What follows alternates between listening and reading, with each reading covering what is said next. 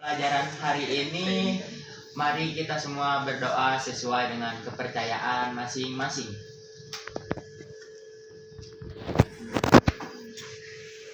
Berdoa selesai, ucapkan salam. Assalamualaikum warahmatullahi wabarakatuh. Waalaikumsalam warahmatullahi wabarakatuh. Udah pada siap belajar hari ini? Siap. Pada semangat gak? Semangat. Semangat, tapi kayaknya udah mulai pada lemas ya. Jadi sebelum kita masuk ke pembelajaran hari ini, kita stretching dulu sebentar ya. Apa sih namanya? Boleh berdiri dulu. Semuanya berdiri.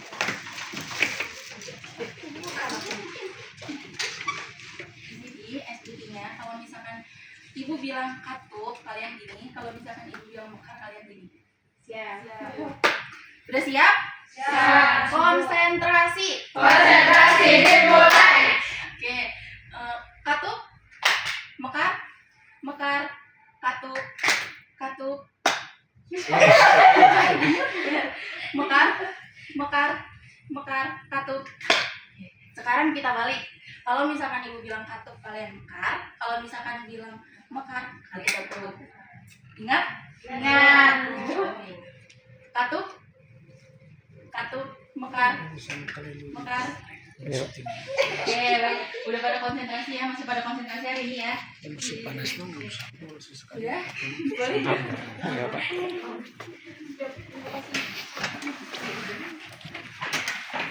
Hari ini siapa yang belum masuk? Ada yang tidak hadir? Teman-temannya? Siapa? Azmi. Azmi kenapa? Males katanya Bu. Kenapa? Sakit. Ada sama Siti. Kebanyakan sakit ya hari ini. Iya, Bu. Kita doakan semoga cepat sembuh teman-teman kita biar bisa mengikuti pembelajaran pada di hari berikutnya. Oke teman-teman, di sini kita akan belajar mengenai cerita pendek. Ada yang udah tahu cerita pendek itu apa? Belum pada tahu cerita pendek itu apa? Sebelumnya di sini udah ada belum yang udah pernah ada belum yang membaca cerita apapun itu? Cerita si kancil. Itu menceritakan apa?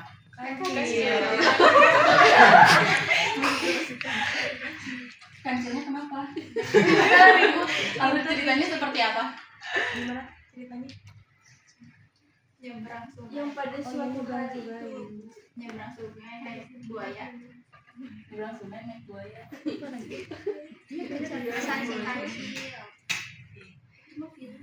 Teman-teman, di sini kita akan belajar mengenai cerita pendek ya teman-teman. Nah di sini nanti ibu bakalan kasih pertanyaan atau cerita pendek itu yang kalian tahu apa sih? Cerita pendek. cerita yang pendek. cerita pendek, cerita yang singkat. Cerita yang singkat. Oke. Di sini udah siap buat menjawab? Jadi kita di sini jawab soal bareng-bareng ya. Kalian nggak usah takut salah, karena nanti di sini akan ibu ulas lagi gitu mengenai cerita pendek. Kelihatan?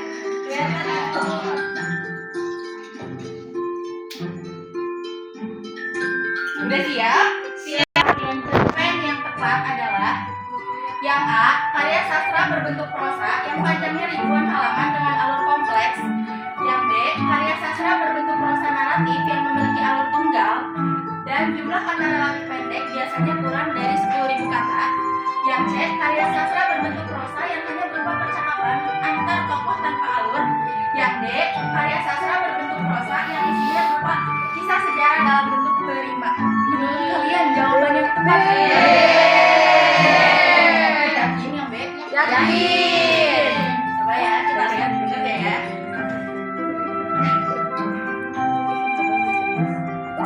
Bener. Di sini teman-teman, karya sastra cerita pendek itu termasuk ke dalam karya sastra yang berbentuk prosa naratif. Nah, dan memiliki alur tunggal. Jadi alurnya tuh fokus pada satu alur saja gitu teman-teman. Terus juga dan jumlah kata relatif pendek biasanya tuh di dalam cerita pendek itu kurang dari 10.000 kata. Sudah paham? Paham. Oke. Lanjut ya ke pertanyaan selanjutnya. Udah siap? Siap banget, Ibu. Oke.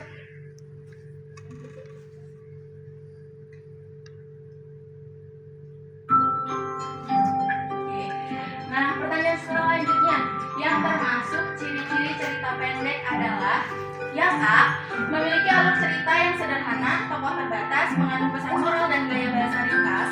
Yang B. Memiliki alur yang rumit, tokoh sangat banyak dan gaya bahasa berbelit-belit. Yang C. Tidak memiliki amanat, tokoh tidak terbatas dan alurnya sangat panjang. Yang D. Gaya bahasa panjang, alur berlapis-lapis serta tidak menyampaikan pesan moral. Kira-kira jawaban yang tepat?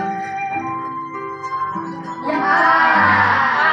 Yang A. Yakin ya, A? Yakin.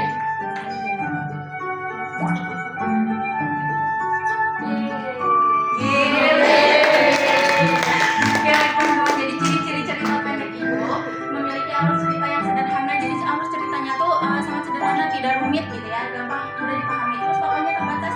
Jadi dalam cerita pendek ini tidak terlalu melibatkan banyak tokoh gitu. Tokohnya tuh terbatas, bisa 1 sampai 5 orang saja gitu ya.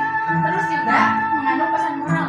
Tentunya setiap cerita pendek itu biasanya selalu gitu, selalu mengandung pesan moral, baik itu secara tersurat ataupun secara tersirat. Ada yang tahu tersurat dan tersirat apa? Sofa tahu? Udah, Ibu nggak tahu. Saya Naria tahu? Tersirat makanya tidak lama. Kalau secara tersurat itu yaitu secara langsung gitu. Jadi udah ada kita tuh sudah sudah jelas gitu adanya. Biasanya tuh ada di akhir cerita gitu. Tapi kalau misalkan secara tersirat itu tuh masih ibaratnya kita tuh harus paham dulu nih sama isi bacaannya, baru kita tuh bisa mengambil pesan moral dari bacaan tersebut gitu. Paham? Terus gaya bahasa ringkas. Nah, yang tadi ya, gaya bahasanya ringkas, yaitu singkat, padat, dan jelas untuk cerita pendek ini. Lanjut ya ke soal berikutnya.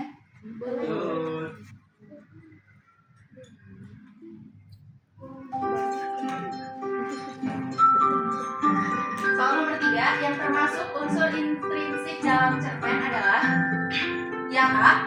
Tokoh, latar, alur, amanat, kritik sosial, dan konflik. Yang B.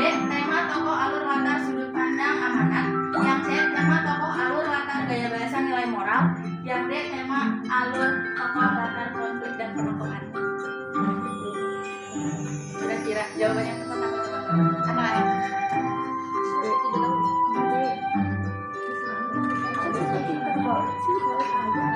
Ayo, ada yang bisa jawab? Semuanya hampir mirip. Bedanya apa? Ayo.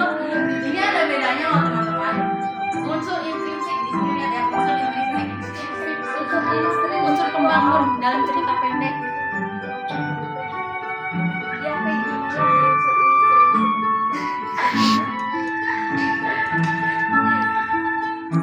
Unsur pembangun yang membangun cerita pendek itu. Jadi dalam cerita pendek itu harus ada apa gitu. Unsur-unsurnya.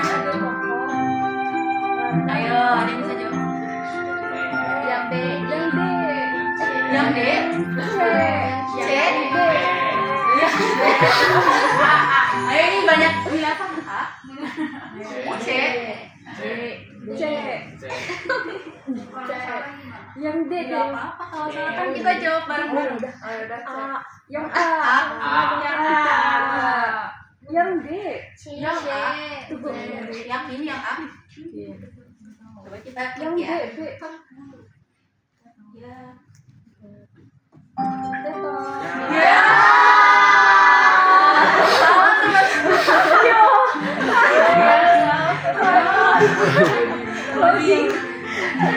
Kita lihat lagi ya soalnya teman-teman. Yang termasuk unsur Yang B. yang kira apa? B. Kalau B. Kalau B. C. Dia ini banyak apa B? B. Kita klik ya. Ya. Oke.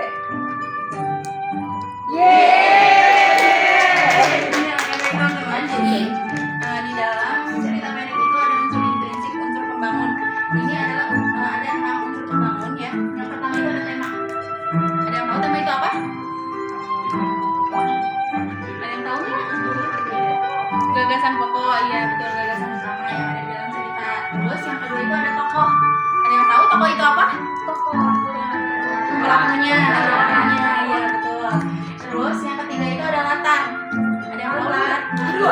Lagi ada alur. Maaf anak-anak, di dalam tiga itu ada alur. Ada yang tahu alur itu apa? Cerita. Biasanya alur ada alur apa aja? Ayo, mundur.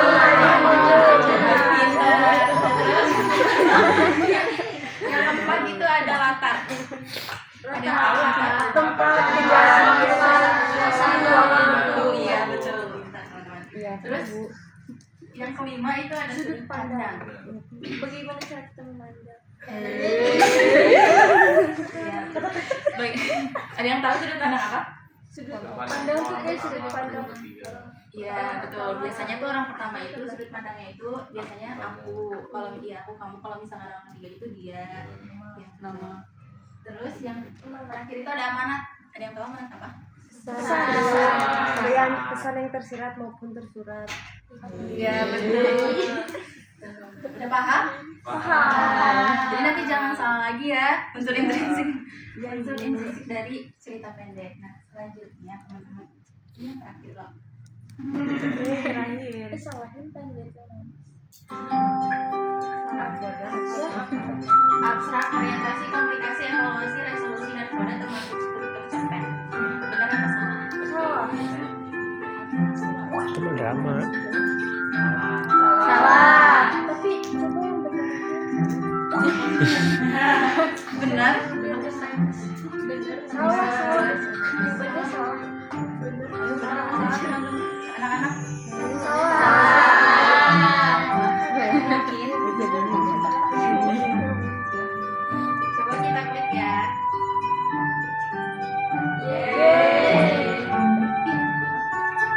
Harusnya benar. Bapak ini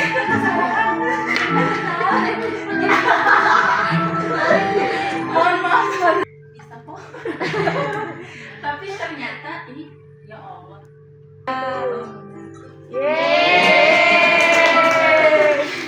Jadi benar teman-teman, abstrak, orientasi, komplikasi, evaluasi, resolusi, dan kode itu termasuk struktur cerpen.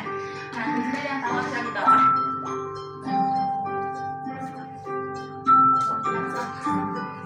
Ada yang tahu? Abstrak itu adalah gambaran awal isi cerita. Nah ini tuh kadang ada, kadang tidak ada. Ya. Nah terus ada orientasi. Ada yang tahu orientasi apa? Pengenalan ya, pengenalan tokoh, latar, alur biasanya di orientasi ya. Nah terus ada komplikasi. Nah ada yang tahu komplikasi, konflik ya, adanya masalah. Terus ada juga evaluasi. Ada yang tahu? Nah evaluasi ini masalah tuh mulai memuncak tetapi sudah mulai menemukan jalan keluar. Nah terus ada resolusi. Ada yang tahu resolusi apa? Penyelesaian masalah. Ini udah mulai penyelesaian masalah. Terus ada kode. Kode itu apa? Bagian penutup. Iya betul, bagian penutup. Jadi udah tahu ya tadi ada kemudian cerita pendek, ada ciri-ciri, ada unsur intrinsik, dan yang terakhir ada struktur cerpen. Nah di sini kita sama-sama akan membaca cerita pendek. Nah sebelumnya ini dulu bagi kelompok terlebih dahulu ya. Oke Bu. 3 orang, 3 kelompok. Boleh berhitung dulu? 1, 2, 3.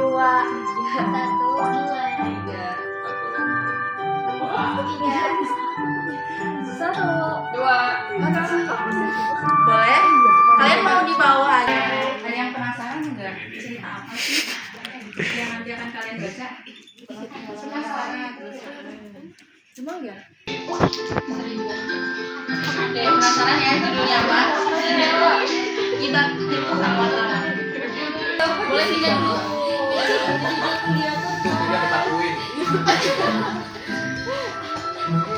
Nah di sini ibu kasih gambaran dulu ya tentang kotak sulap paman Tom. Nah di sini tuh kotak sulap paman Tom itu menceritakan seorang randu yang katanya randu itu kesal sama paman Tom. Katanya paman Tom itu penipu, randu tuh merasa dibohongi gitu. Nah kalian udah kepo kan sama ceritanya apa? Ya. Pasti randu kok kesel sama paman Tom. Oke. Jadi di sini kelompok, kalian kerjakan hasil diskusinya ya. Tolong satu. Tebal banget. Sedikit kok.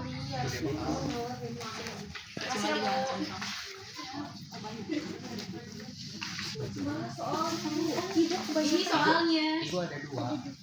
Ada 2. Ya udah nggak apa-apa. Sini. Ibu kok dia dapat 2 sih, kita 1. Kelebihan. Makasih ya Bu. Rezeki anak saya.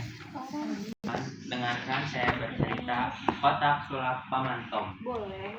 Randu suka sekali menonton pertunjukan sulap Pamantom. Menurutnya, sulap Pamantom sangat ajaib. Pamantom bisa mengeluarkan kelinci, pistol-pistolan, sepatu baru, dan buku-buku dari kotak sulapnya. Ketika bermain sulap, Pamantom sering menyuruh seorang anak naik ke panggung. Anak itu diminta memasukkan tangan ke dalam kotak sulap. Kosong, begitu selalu teriak anak-anak yang ikut bermain sulap. Kosong lagi, teriak mereka berulang. Pamantom tersenyum, lalu ia akan menutup kotak tersebut. Beberapa detik kemudian, ia akan membukanya kembali dan penonton akan berteriak, "Ada kelincinya." Randu dahulu pernah pula naik ke panggung, kata Pamantom. Ia butuh anak laki-laki yang bisa membantunya. Randu langsung tunjuk tangan. Ia disuruh menarik satu tangan yang menutupi kotak itu. Begitu kotak terlihat, seekor burung akan keluar dan burung itu terbang.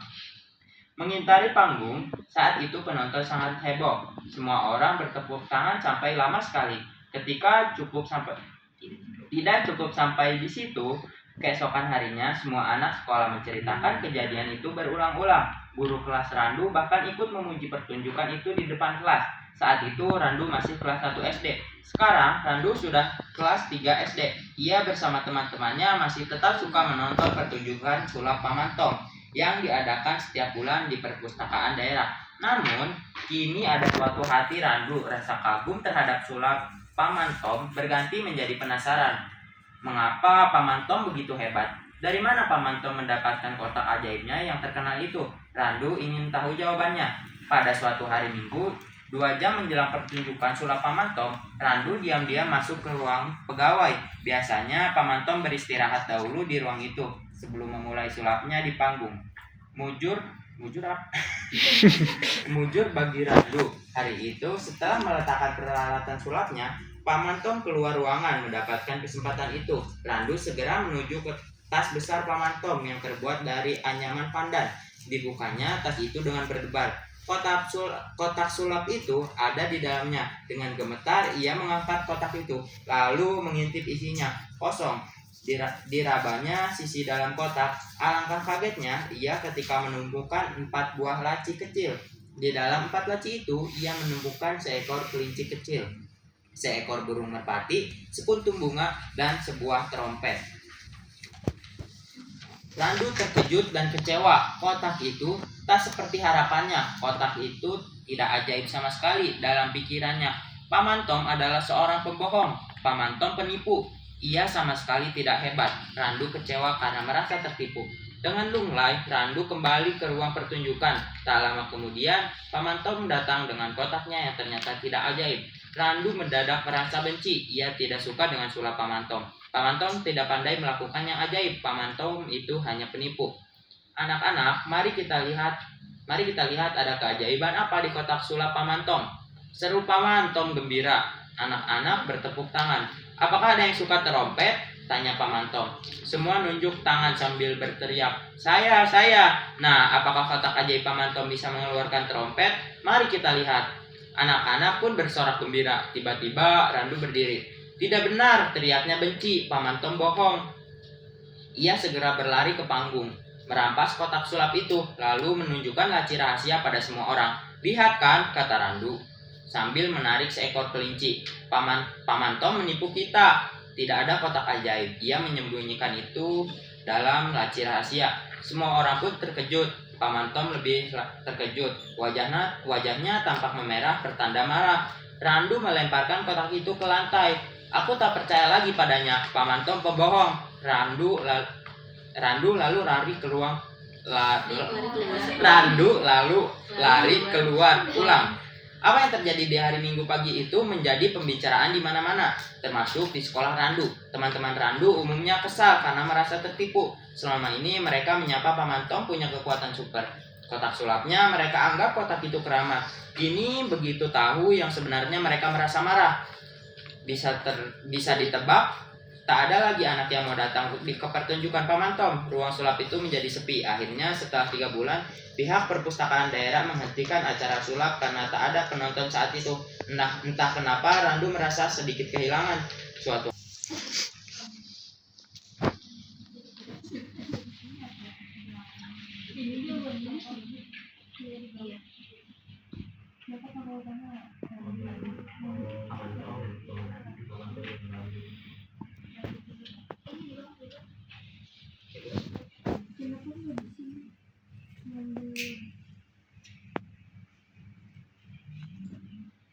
Pertanyaannya gampang kan? Gampang kan?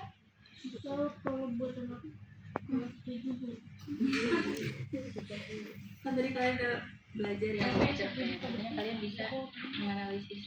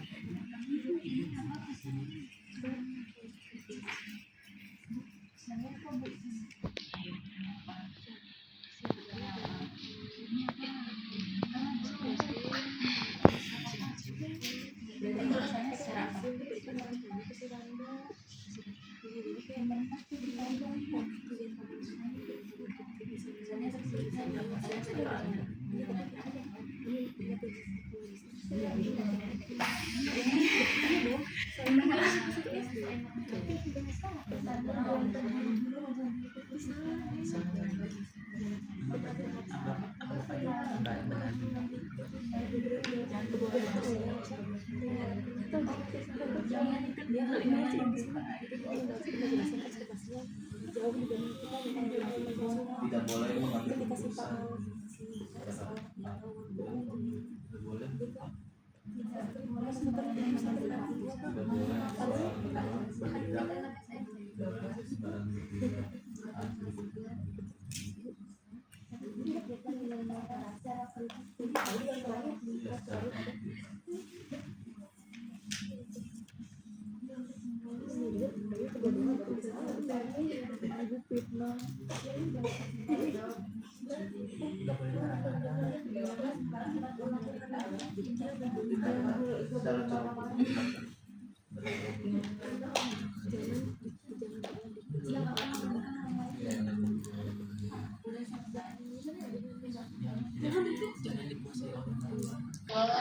Perkenalkan, saya mewakili kelompok 1. Di sini saya akan membacakan dari soal-soal yang sudah disusun. Nomor 1, siapa tokoh utama dalam cerita tersebut? Jawabannya adalah Randu. Betul nggak teman-teman? Ada yang sama? Siapa? Tokoh utama. Randu Iya kan? dan Paman Tom. Randu dan Paman Tom. Ya udah. Itu. Tadi kan sama Paman Tom juga kan? Ini nggak ditulis. Benar kok Randu. Karena dari awal sampai akhir itu kan menceritakan tentang Randu. Paman Tom tuh hanya apa ya? Pendukung benar, sama kalian. gitu. Iya. Iya. Nah, yang kedua itu apa yang terjadi pada tokoh utama cerita tersebut. Nah, kalau jawaban dari kelompok kami itu merasa tertipu dengan Paman Tom dan merasa bersalah karena sudah menghilangkan pekerjaan Paman Tom. Nah, yang ketiga itu menurut kalian sudah benarkah tindakan yang dilakukan oleh tokoh Randu? Mengapa Randu sampai melakukan tindakan demikian? Nah, jawaban dari kelompok kami itu tidak, karena Randu membongkar rahasia Paman Tom di depan banyak orang sehingga Paman Tom kehilangan pekerjaannya. Randu melakukan hal itu karena merasa tertipu. Betul. Dan selanjutnya? Nah, yang keempat itu yang terakhir, cerpen ini mengandung pesan moral. Menurut kelompok kalian, apa pesan yang penting yang bisa dipetik dari kisah Randu dan Paman Tom? Nah, yang keempat itu tidak boleh sembarangan mengambil tindakan yang akan merugikan orang lain. Betul. Sudah kan, Bu? Belum. Boleh. Saya dari kelompok 3 akan membacakan jawaban dari judul Kotak Sulap Pamantom. Yang pertama, siapakah tokoh utama dalam cerita tersebut? Randu dan Pamantom. Nah, yang kedua, apa yang terjadi pada tokoh utama cerita tersebut? Nah, Pamantom yang kehilangan pekerjaan karena dibongkar trik sulapnya oleh Randu. Yang ketiga, menurut kalian sudah benarkah tindakan yang dilakukan oleh tokoh Randu? Mengapa Randu sampai melakukan tindakan demikian? Tidak, karena Randu menghilangkan pekerjaan Pamantom dan merasa dibohongi oleh orang yang ia kagumi. Dan terakhir, cerpen ini mengandung pesan moral. Menurut kelompok kalian, apa pesan penting yang bisa dipetik dari kisah Randu dan Pamantom? Nah, yang bisa dipetiknya itu jangan gegabah atau mengambil keputusan sendiri tanpa memikirkan akibatnya, dan jangan lupa meminta maaf sebelum terlambat. Iya. Wakilan kelompok 2 kita memuaskan hasil diskusi. Assalamualaikum wabarakatuh. Baik, langsung saja yang pertama itu ada siapa tokoh utama dalam cerita tersebut? Baik, di sini jawabannya itu Randu dan Pamantom. Salah. Iya, salah. Bebas dong. Yang kedua itu apa yang terjadi pada tokoh utama cerita tersebut? Nah, Pamantom jadi tidak memiliki pekerjaan sebagai pesulap lagi karena Randu membongkar trik sulap Pamantom kepada teman-temannya. Betul apa salah? Betul. Oke. Nah, yang ketiga itu menurut kalian sudah benarkah tindakan yang dilakukan oleh tokoh Randu? Mengapa Randu sampai melakukan tindakan demikian? Nah, jawabannya itu tidak, tetapi posisinya dia masih anak-anak yang memiliki ekspektasi dan imajinasi yang tinggi kepada Pamantom. Padahal Jawaban kelas sulap 8. Pamantom hanya sekedar hiburan, tapi Randu si anak kecil itu merasa tertipu. Salah apa benar? Benar banget. Oke.